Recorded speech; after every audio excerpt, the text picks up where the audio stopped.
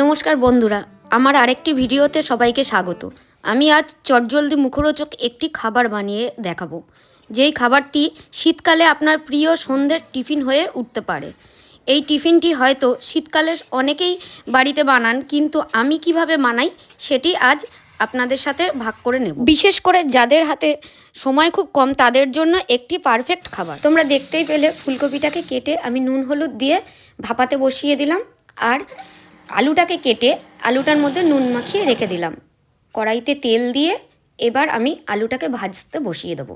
আলুটাকে আমি অল্প আঁচে বসিয়ে দিলাম এবং দেখব যাতে আলুটা কড়া ভাজা এবং লালচে না হয়ে যায়। আমার আলু ভাজা হয়ে গেছে। এবার আমি আলু ভাজাটাকে তুলে নিয়ে ফুলকপিটাকে এই তেলেই ভাজতে দিয়ে দেবো। একইভাবে কপিটাকেও ভেজে নিলাম। এবার এটা লালচে হয়ে গেলে আমি এটাকেও তুলে নেব।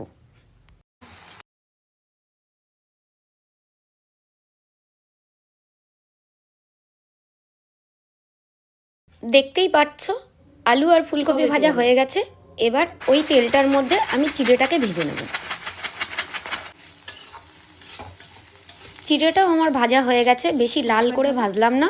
এবার চিড়েটাকে আস্তে আস্তে তুলে নিলাম।